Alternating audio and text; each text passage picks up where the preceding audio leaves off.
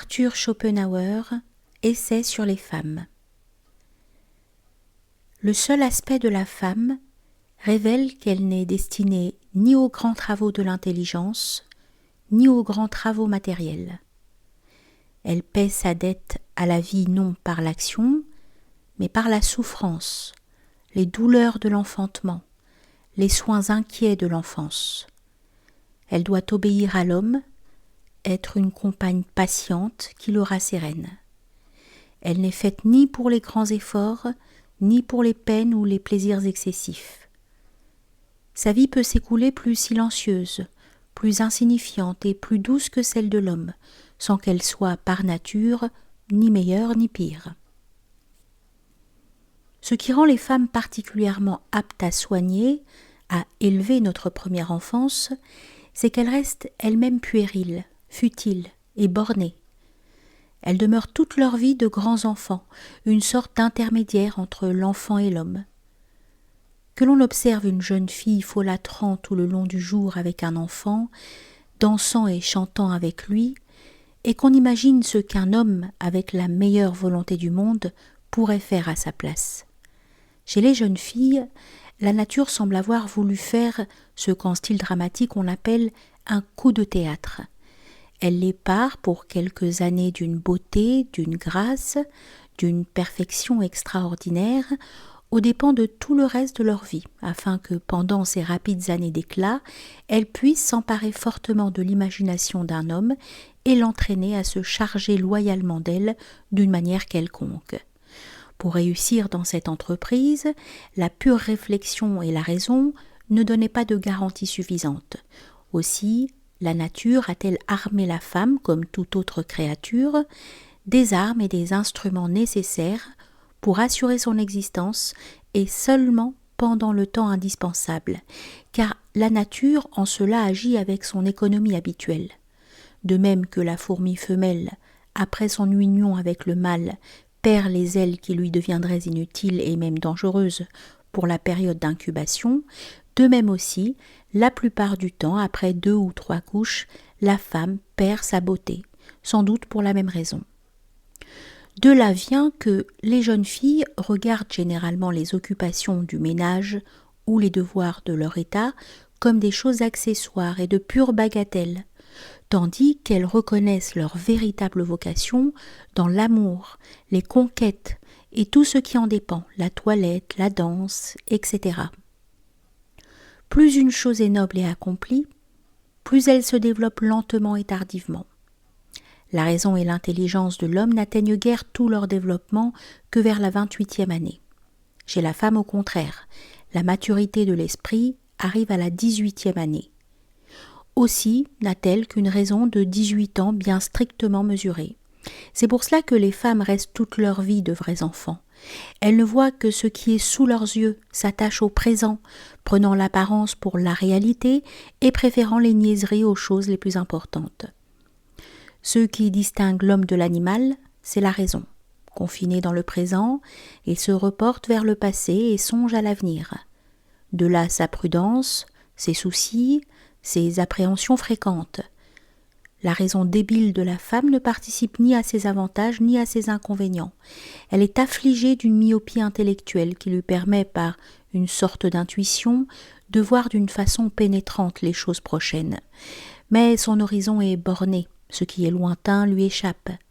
De là vient que tout ce qui n'est pas immédiat, le passé et l'avenir, agissent plus faiblement sur la femme que sur nous. De là aussi ce penchant bien plus fréquent à la prodigalité, qui parfois touche à la démence. Au fond du cœur, les femmes s'imaginent que les hommes sont faits pour gagner de l'argent et les femmes pour le dépenser. Si elles en sont empêchées pendant la vie de leur mari, elles se dédommagent après sa mort. Et ce qui contribue à les confirmer dans cette conviction, c'est que leur mari leur donne l'argent et les charge d'entretenir la maison.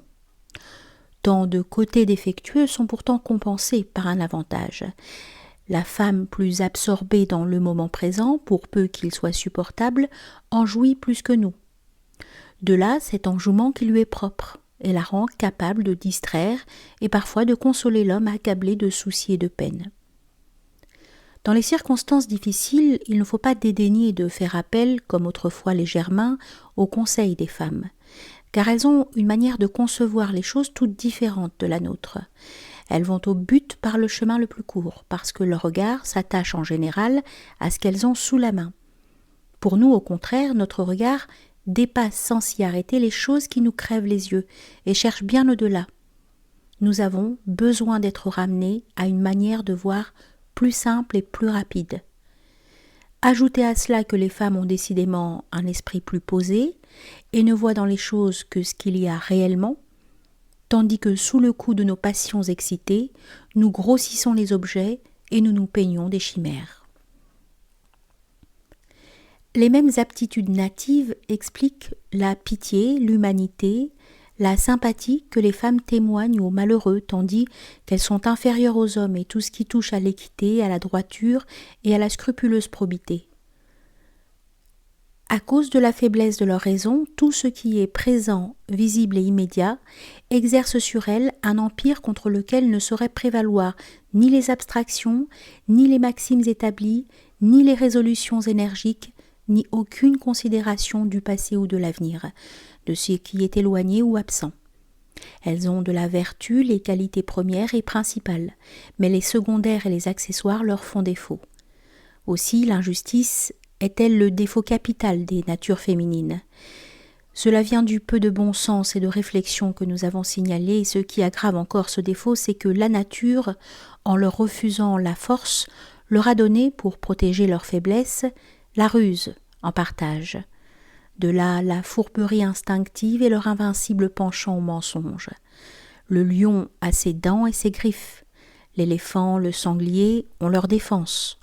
Le taureau a ses cornes, la seiche a son ancre, qui lui sert à brouiller l'eau autour d'elle. La nature n'a donné à la femme pour se défendre et se protéger que la dissimulation. Cette faculté supplée à la force que l'homme puise dans la vigueur de ses membres et dans sa raison. La dissimulation est innée chez la femme, chez la plus fine comme chez la plus sotte. Il lui est aussi naturel d'en user en toute occasion qu'un animal attaque de se défendre, aussitôt avec ses armes naturelles. Qu'un animal attaqué de se défendre aussitôt avec ses armes naturelles. Et en agissant ainsi, elle a jusqu'à un certain point conscience de ses droits. Ce qui fait qu'il est presque impossible de rencontrer une femme absolument véridique et sincère. Et c'est justement pour cela qu'elle pénètre si aisément la dissimulation d'autrui et qu'il n'est pas prudent d'en faire usage avec elle. De ce défaut fondamental et de ses conséquences naissent la fausseté, l'infidélité, la trahison, l'ingratitude, etc. Les femmes aussi se parjurent en justice bien plus fréquemment que les hommes, et ce serait une question de savoir si on doit les admettre à prêter serment. Il arrive de temps en temps que des dames, à qui rien ne manque, sont surprises dans les magasins en flagrant délit de vol. Les hommes jeunes, beaux, robustes, sont destinés par la nature à propager l'espèce humaine, afin que celle-ci ne dégénère pas. Telle est la ferme volonté que la nature exprime par les passions des femmes. C'est assurément de toutes les lois la plus ancienne et la plus puissante. Malheur donc aux intérêts et aux droits qui lui font obstacle. Ils seront, le moment venu, quoi qu'il arrive, impitoyablement écrasés. Car la morale secrète, inavouée et même inconsciente, mais innée des femmes, est celle-ci. Elles se disent que nous sommes fondés en droit à tromper ceux qui s'imaginent qu'ils peuvent, en pourvoyant économiquement à notre subsistance, confisquer à leur profit les droits de l'espèce. C'est à nous qu'ont été confiés, c'est sur nous que repose la constitution et le salut de l'espèce, la création de la génération future. C'est à nous d'y travailler en toute conscience. Mais les femmes ne s'intéressent nullement à ce principe supérieur in abstracto. Elles le comprennent seulement in concreto. Et n'ont, quand l'occasion s'en présente, d'autre manière de l'exprimer que leur manière d'agir. Et sur ce sujet, leur conscience les laisse bien plus en repos qu'on ne pourrait le croire, car dans le fond le plus obscur de leur cœur, elles sentent vaguement qu'en trahissant leur devoir envers l'individu, elles le remplissent d'autant mieux envers l'espèce qui a des droits infiniment supérieurs. Comme les femmes sont uniquement créées pour la propagation de l'espèce et que toute leur vocation se concentre en ce point, elles vivent plus pour l'espèce que pour les individus et prennent plus à cœur les intérêts de l'espèce que les intérêts des individus. C'est ce qui donne à tout leur être et à leur conduite une certaine légèreté et des vues opposées à celles de l'homme. Telle est l'origine de cette désunion si fréquente dans le mariage, qu'elle en est devenue presque normale. Les hommes entre eux sont naturellement indifférents. Les femmes sont par nature ennemies. Cela doit tenir à ce que l'odium figulinium, la rivalité qui est restreinte chez les hommes à chaque corps de métier, embrasse chez les femmes toute l'espèce, car elles n'ont toutes qu'un même métier, qu'une même affaire. Dans la rue, il suffit qu'elles se rencontrent pour qu'elles échangent déjà des regards de guelfes et de gibelins. Il saute aux yeux qu'à une première entrevue, deux femmes ont plus de contraintes de dissimulation et de réserve que n'en auraient deux hommes en pareil cas. Pour la même raison, les compliments entre femmes semblent plus ridicules qu'entre hommes. Remarquez en outre que l'homme parle en général avec quelques égards et une certaine humanité à ses subordonnés, même les plus infimes. Mais il est insupportable de voir avec quelle hauteur une femme du monde s'adresse à une femme de classe inférieure quand elle n'est pas à son service. Cela tient peut-être à ce qu'entre femmes les différences de rang sont infiniment plus précaires que chez les hommes et que ces différences peuvent être modifiées ou supprimées aisément. Le rang qu'un homme occupe dépend de 1000 considérations. Pour les femmes, une seule décide de tout. L'homme à qui elles ont su plaire, leur unique fonction les met sur un pied d'égalité bien plus marqué. Aussi cherchent-elles à créer entre elles des différences de rang. Il a fallu que l'intelligence de l'homme fût obscurcie par l'amour pour qu'il ait appelé beau ce sexe de petite taille, aux épaules étroites, aux larges hanches et aux jambes courtes. Toute sa beauté en effet réside dans l'instinct de l'amour. Au lieu de le nommer beau, il eût été plus juste de l'appeler l'inesthétique. Les femmes n'ont ni le sentiment ni l'intelligence de la musique, pas plus que de la poésie ou des arts plastiques. Ce n'est chez elles que pure singerie, pur prétexte, pure affectation exploitée par leur désir de plaire. Elles sont incapables de prendre une part désintéressée à quoi que ce soit. En voici la raison. L'homme s'efforce en toute chose de dominer directement soit par l'intelligence, soit par la force.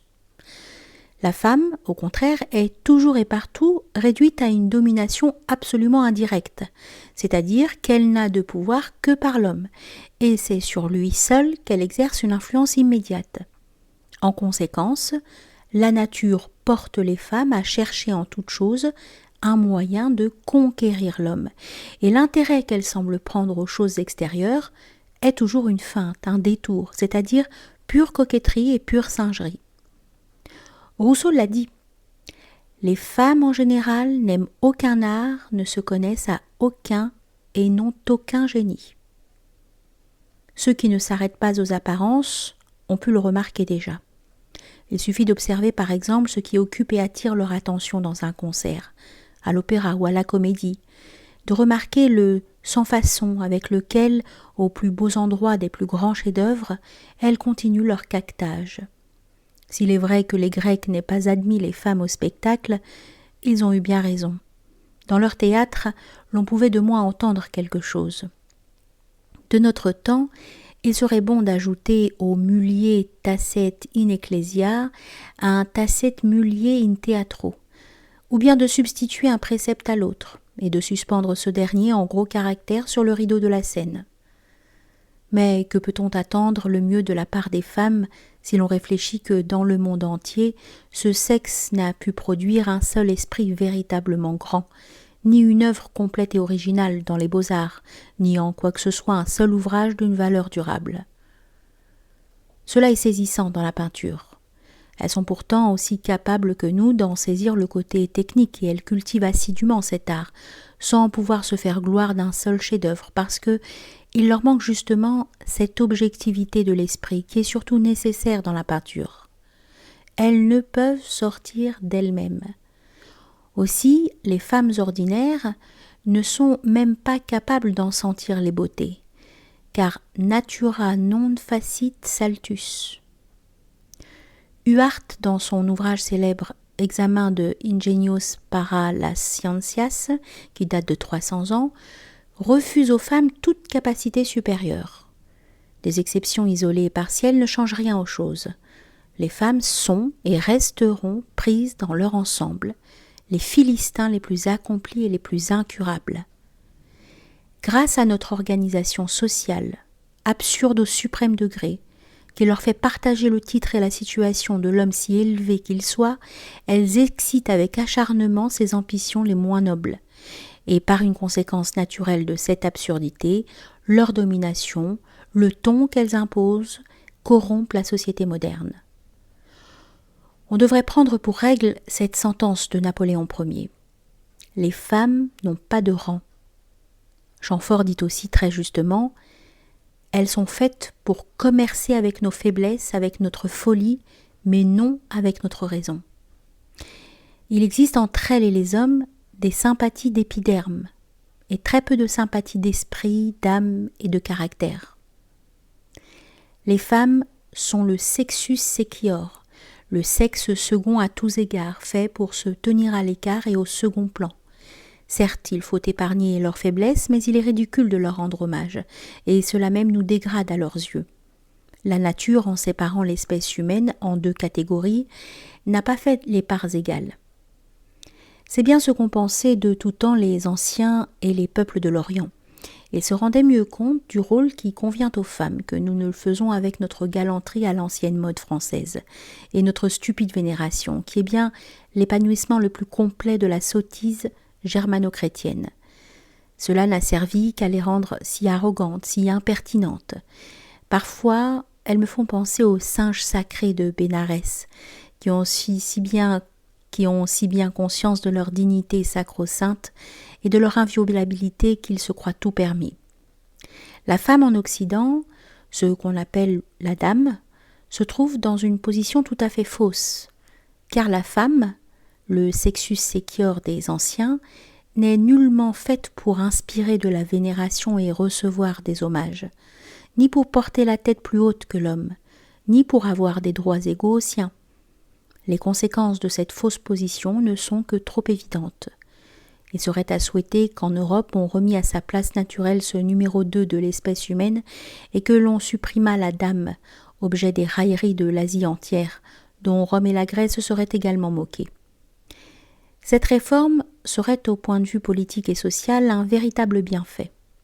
Le principe de la loi salique est si évident, si indiscutable qu'il semble inutile à formuler. Ce qu'on appelle à proprement parler la dame européenne est une sorte d'être qui ne devrait pas exister. Il ne devrait y avoir au monde que des femmes d'intérieur, appliquées au ménage, et des jeunes filles aspirant à le devenir, et que l'on formerait non à l'arrogance, mais au travail et à la soumission.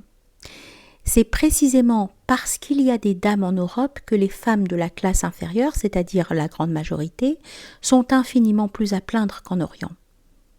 Les lois qui régissent le mariage en Europe supposent la femme égale de l'homme et ont ainsi un point de départ qui est faux. Dans notre hémisphère monogame, se marier, c'est perdre la moitié de ses droits et doubler ses devoirs. En tout cas, puisque les lois ont accordé aux femmes les mêmes droits qu'aux hommes, elles auraient bien dû aussi leur conférer une raison virile. Plus les lois confèrent aux femmes des droits et des honneurs supérieurs à leur mérite, plus elles restreignent le nombre de celles qui ont réellement part à ces faveurs, et elles enlèvent aux autres leurs droits naturels, dans la même proportion où elles en ont donné d'exceptionnels à quelques privilégiés.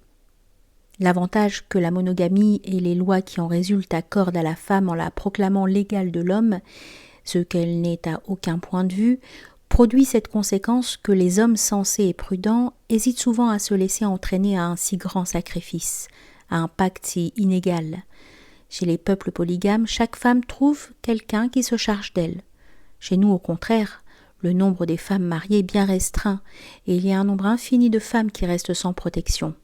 Vieilles filles, végétant tristement, dans les classes élevées de la société, pauvres créatures soumises à de rudes et pénibles travaux dans les rangs inférieurs. Ou bien encore, elles deviennent de misérables prostituées, traînant une vie honteuse et amenées par la force des choses à former une sorte de classe publique et reconnue, dont le but spécial est de préserver des dangers de la séduction les heureuses femmes qui ont trouvé des maris ou qui en peuvent espérer. Dans la seule ville de Londres, il y a 80 000 filles publiques, vraies victimes de la monogamie, cruellement immolées sur l'autel du mariage. Toutes ces malheureuses sont la compensation inévitable de la dame européenne, avec son arrogance et ses prétentions. Aussi, la polygamie est-elle un véritable bienfait pour les femmes considérées dans leur ensemble. De plus, au point de vue rationnel, on ne voit pas pourquoi lorsqu'une femme souffre de quelque mal chronique, ou qu'elle n'a pas d'enfant, ou qu'elle est à la longue devenue trop vieille, son mari n'en prendrait pas une seconde. Ce qui a fait le succès des Mormons, c'est justement la suppression de cette monstrueuse monogamie. En accordant à la femme des droits au-dessus de sa nature, on lui a imposé également des devoirs au-dessus de sa nature. Il en découle pour elle une source de malheur. Ces exigences de classe et de fortune sont en effet d'un si grand poids que l'homme qui se marie commet une imprudence s'il ne fait pas un mariage brillant. S'il souhaite rencontrer une femme qui lui plaise parfaitement, il la cherchera en dehors du mariage et se contentera d'assurer le sort de sa maîtresse et celui de ses enfants. S'il peut le faire d'une façon juste, raisonnable, suffisante, et que la femme cède sans exiger rigoureusement les droits exagérés que le mariage seul lui accorde, elle perd alors l'honneur parce que le mariage est la base de la société civile et elle se prépare une triste vie car il est dans la nature de l'homme de se préoccuper outre mesure de l'opinion des autres. Si au contraire, la femme résiste, elle court le risque d'épouser un mari qui lui déplaise ou de sécher sur place en restant vieille fille. Car elle a peu d'années pour se décider. C'est à ce point de vue de la monogamie qu'il est bon de lire le profond et savant traité de Thomasius. On y voit que chez tous les peuples civilisés de tous les temps jusqu'à la Réforme, le concubinat a été une institution admise, jusqu'à un certain point légalement reconnue et nullement déshonorante. C'est la Réforme luthérienne qui l'a fait descendre de son rang parce qu'elle y trouvait une justification du mariage des prêtres, et l'Église catholique n'a pu rester en arrière. Il est inutile de disputer sur la polygamie, puisqu'en fait elle existe partout et qu'il ne s'agit que de l'organiser. Où trouve-t-on de véritables monogames ? Tous, du moins, pendant un temps, et la plupart presque toujours, nous vivons dans la polygamie. Si tout homme a besoin de plusieurs femmes, il est tout à fait juste qu'il soit libre, et même qu'il soit obligé de se charger de plusieurs femmes. Celles-ci seront par là même ramenées à leur vrai rôle, qui est celui d'un être subordonné, et l'on verra disparaître de ce monde la dame, ce monstruum de la civilisation européenne et de la bêtise germano-chrétienne, avec ses ridicules prétentions au respect et à l'honneur. Plus de dames, mais aussi plus de ces malheureuses femmes qui remplissent maintenant l'Europe. Il est évident que la femme par nature est destinée à obéir, et la preuve en est que celle qui est placée dans cet état d'indépendance absolue, contraire à sa nature, s'attache aussitôt à n'importe quel homme par qui elle se laisse diriger et dominer, parce qu'elle a besoin d'un maître. Est-elle jeune ? Elle prend un amant. Est-elle vieille ? Un confesseur. Le mariage est un piège que la nature nous tend. L'honneur des femmes, de même que l'honneur des hommes, est un esprit de corps, bien entendu. Le premier est de beaucoup le plus important des deux, parce que dans la vie des femmes, les rapports sexuels sont la grande affaire. L'honneur pour une jeune fille consiste dans la confiance qu'inspire son innocence, et pour une femme dans sa fidélité à son mari. Les femmes attendent des hommes et exigent d'eux tout ce qui leur est nécessaire et tout ce qu'elles désirent. L'homme au fond n'exige de la femme qu'une seule chose. Les femmes doivent donc s'arranger de telle manière que les hommes ne puissent obtenir d'elles cette chose unique qu'en échange du soin qu'ils s'engagent à prendre d'elles et des enfants futurs. De cet arrangement dépend le bonheur de toutes les femmes. Pour l'obtenir, il est indispensable qu'elle se soutienne et fasse preuve d'esprit de corps. Aussi marche-t-elle comme une seule femme et en rang serré vis-à-vis de l'armée des hommes, qui, grâce à la prédominance physique et intellectuelle, possède tous les biens terrestres. Voilà l'ennemi commun qu'il s'agit de vaincre et de conquérir, afin d'arriver par cette victoire à posséder les biens de la terre. La première maxime de l'honneur féminin a donc été qu'il faut refuser impitoyablement à l'homme tout commerce illégitime, afin de le contraindre au mariage comme à une sorte de capitulation. Seul moyen de pourvoir toute la gente féminine. Pour atteindre ce résultat, la maxime précédente doit être rigoureusement respectée. Toutes les femmes, avec un véritable esprit de corps, veillent à son exécution. Une jeune fille qui a failli s'est rendue coupable de trahison envers tout son sexe, car si cette action se généralisait, l'intérêt commun serait compromis. On la chasse de la communauté, on la couvre de honte, elle se trouve ainsi avoir perdu son honneur. Toute femme doit la fuir comme une pestiférée. Un même sort attend la femme adultère parce qu'elle a manqué à l'un des termes de la capitulation consentie par le mari. Son exemple serait de nature à détourner les hommes de signer un pareil traité, et le salut de toutes les femmes en dépend. Outre cet honneur particulier à son sexe, la femme adultère perd en outre l'honneur civil parce que son action est une tromperie, un manque grossier à la foi jurée. L'on peut dire avec quelque indulgence, une jeune fille abusée, on ne dit pas une femme abusée. Le séducteur peut bien par le mariage rendre l'honneur à la première. Il ne peut pas le rendre à la seconde, même après le divorce. À voir clairement les choses, on reconnaît donc qu'un esprit de corps utile, indispensable, mais bien calculé et fondé sur l'intérêt, est le principe de l'honneur des femmes. On ne peut nier son importance extrême dans la destinée de la femme, mais on ne saurait lui attribuer une valeur absolue au-delà de la vie et des fins de la vie, et méritant qu'on lui sacrifie l'existence même. Ce qui prouverait d'une manière générale que l'honneur des femmes n'est pas une origine vraiment conforme à la nature, c'est le nombre des victimes sanglantes qui lui sont offertes. Infanticide, suicide des mères. Si une jeune fille qui prend un amant commet une véritable trahison envers son sexe, n'oublions pas que le pacte féminin avait été accepté tacitement, sans engagement formel de sa part. Et comme dans la plupart des cas, elle est la première victime, sa folie est infiniment plus grande que sa dépravation.